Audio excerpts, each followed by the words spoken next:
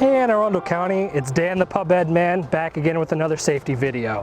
What I'd like to talk about today is something that causes around 45,000 home fires a year and $1.3 billion in damages according to the U.S. Fire Administration.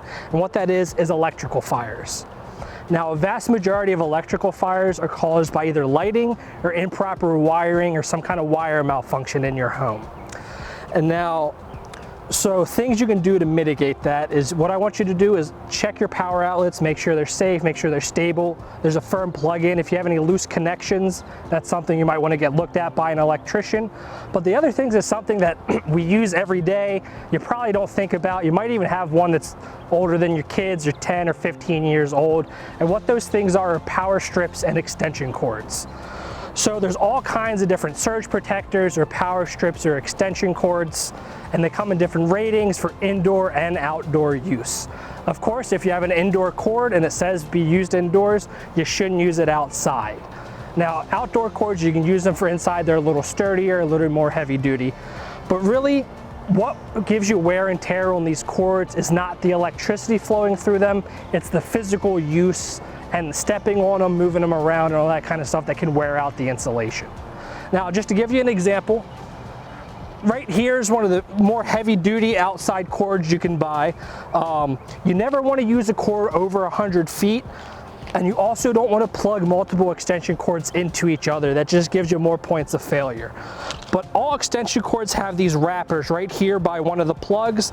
They give you what they're rated for and whether it's good for indoor or outdoor use. There's normally a little stamp. Now, when I say rated for use, that's how much power you can put into them. For stuff with a heavy draw like your refrigerator, a coffee maker, a heater, your washer dryer, any kind of appliance or anything that produces heat when you use it, you would absolutely not want to use with an extension cord. You want to plug that directly into your wall outlet. If you can't plug it directly into your wall outlet, we really recommend you get an electrician in there to install another outlet for you to use. Now, one of these, it's good, you can plug like a power drill or some kind of heavy duty power tool into it, but you wouldn't want to plug one of these into one of these, which is a power strip. Now, if you have an extension cord, then plug this and plug 6 or 7 power tools into this, you're probably gonna blow your breaker, which is a great way of your house saying you're using too much electricity off of one outlet. Now, these are obviously mostly meant for indoor use. They're not normally rated for outdoors. They have a bunch of plugs on them, but like I said, you do not want to plug anything that produces heat or has a really heavy electricity flow into one of these. You want to plug that directly into a wall outlet if at all possible.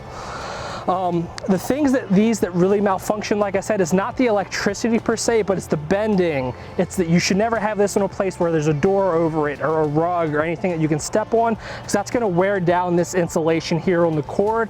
And when the insulation wears down, that's where you get malfunctions and sparks and electrical fires can start.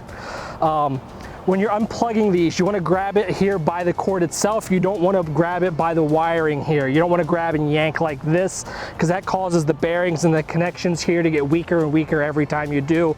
And obviously, the weaker they are, the more prone to failure they are. Now, there's not necessarily a date and a time where this is going to expire. If you have one of these and you just don't use it a lot, or you kind of set it there and there's not a lot of movement and you don't step on it, it's going to last longer than something you're rougher with, as with most things. Well, this is just something I'd really like you to take a look at. Just check out your cord, see if there's any cracks. If you can see metal, don't use them. If there's a weak spot or if they get hot.